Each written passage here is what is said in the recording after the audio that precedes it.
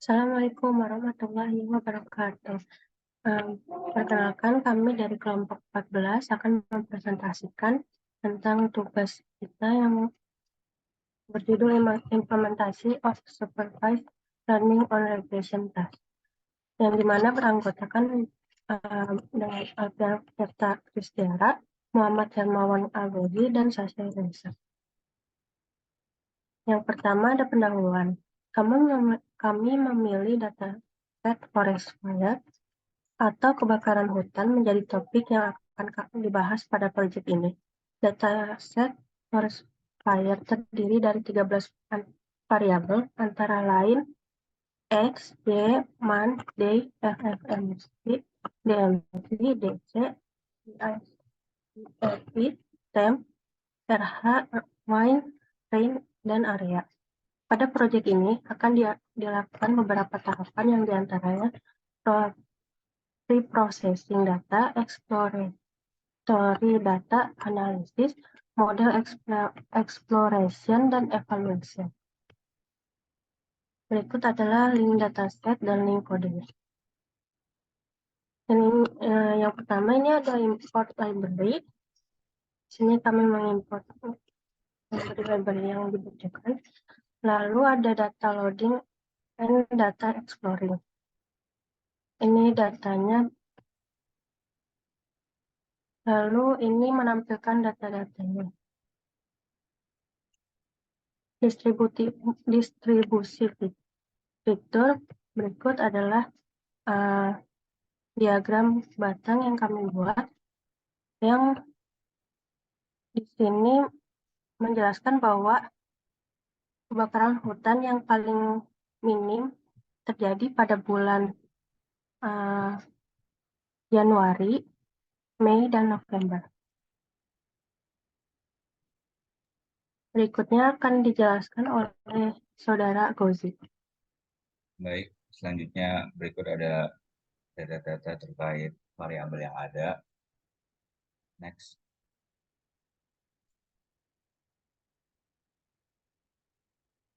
Selanjutnya berikut adalah korelasi antar kolom. Berikut adalah gambaran dari data-data yang ada. Next.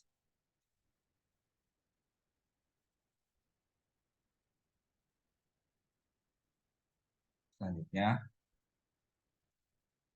ini adalah hasil atau rata-rata dari setiap data dari setiap variabel. Next. Setelah itu kita cari masing-masingnya seperti yang pada bagian atas. Kita mencari nilai DC-nya, yang mana nilai DC paling tinggi yakni pada bulan Agustus, September, Oktober, yakni mendekati 800, yang berarti menandakan bahwa bulan Agustus, September, Oktober menandakan kondisi kekeringan ekstrim. Lalu ada juga di sini kita menghitung nilai temperatur, yang mana paling tinggi nilainya yakni pada bulan Juni, Juli, Agustus, dan September, yang mana berarti pada bulan tersebut nilai temperaturnya cukup tinggi atau panas.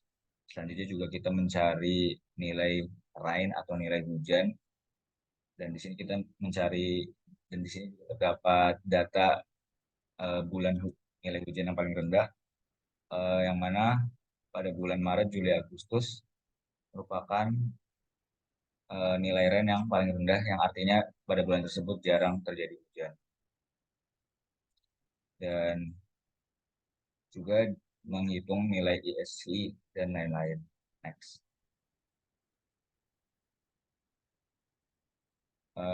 Di sini juga menghitung nilai angin, yang mana nilai bulan Januari, September, Oktober merupakan bulan yang memiliki nilai angin yang cukup rendah.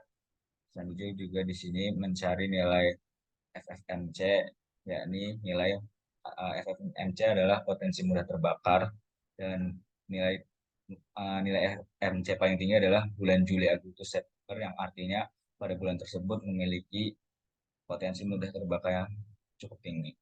Next. Selanjutnya ada ringkasan metode. Di sini kita memisahkan independent features dan target variabel, lalu mengambil kolom area yang belum dinormalisasi. Setelah itu kita menormalisasi fitur yang independen. Setelah itu data kita split, yakni 80% training dan 20% tes. Next. Dan berikut adalah linear regresinya dan juga evaluasi model, yang mana dihasilkan bahwa test set R-squared-nya yakni sebesar 0,013.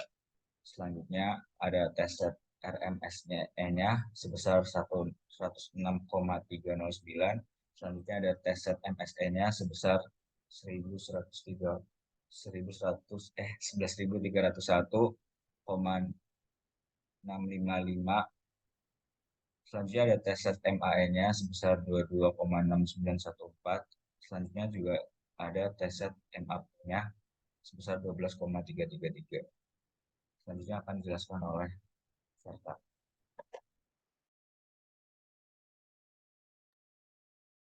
Baik, saudara guru. Jadi kan untuk model machine learning yang kami gunakan itu SVM regression atau SVR. Jadi pertama-tama di sini sebagai baseline modelnya itu kita menggunakan kernel RBF, kemudian melakukan model trainingnya yaitu fit extreme dan Y-train. Habis itu membuat prediksi dari test setnya. Lalu melakukan evaluasi model terhadap nilai square, RMSE, MSM, MAE, dan MAPI. Nah, kemudian berikut di bawahnya adalah hasilnya. Nah, sebelumnya kan itu belum ada hyperparameter tuning. Nah, itu jadi defaultnya dari pustaka scikit-learn itu C-nya nilainya 1, gamanya auto, dan epsilonnya 0,1. Nah, maka dari itu kita akan mencari nilai hyperparameter terbaiknya. Mungkin bisa tolong next.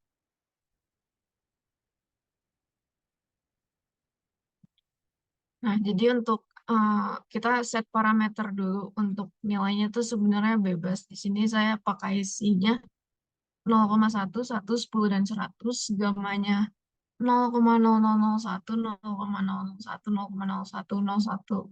Dan scale dan epsilonnya 0,01, 0,1, 1, 2, 3, dan 10.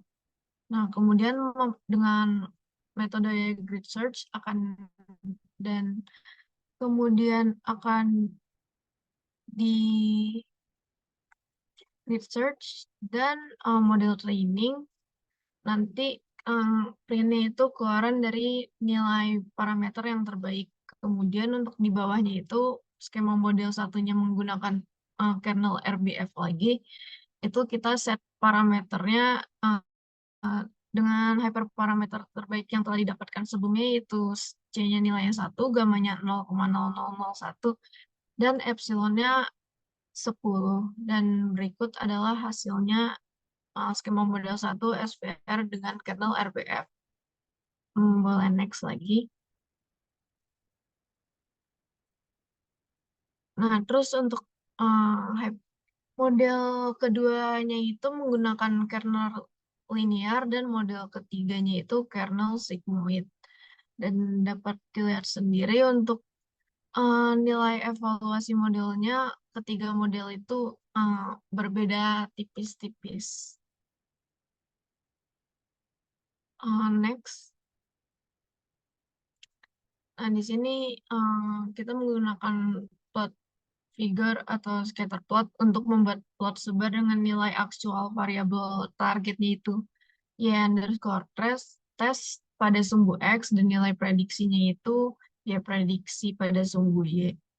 Itu untuk ketiga model SVR-nya. Nah, kemudian next. Jadi untuk linear regression-nya nilai R-square-nya itu didapat 0,0 13 atau artinya 1%, sekitar 1% dari variabilitas target yang dapat dijelaskan oleh model. Namun nilai RMSE, MSE, MAE, dan MAP-nya juga relatif lebih rendah daripada SVR. Nah, hal ini tuh menunjukkan kalau linear regression mampu memprediksi nilai target dengan lebih akurat daripada SVR, karena sedangkan SVR-nya sendiri itu nilai R-square-nya itu jauh lebih rendah, yaitu minus. Dan nilai RMSE, MSE, MAE, dan MAP-nya juga lebih tinggi daripada linear regression. Dan di antara 3 model SVR yang telah dicoba itu, antara RBF linear dan sigmoid, yang di antara ketiga itu model kernel RBF yang memiliki kinerja yang sedikit lebih baik dibandingkan kedua model lainnya dalam hal RMSE, MAE, dan MAP. Next. Jadi untuk kesimpulan model evaluasi yang kita lakukan yaitu untuk linear regression sebagai baseline pembanding SVR-nya itu mendapatkan hasil yang lebih baik dalam memprediksi nilai target.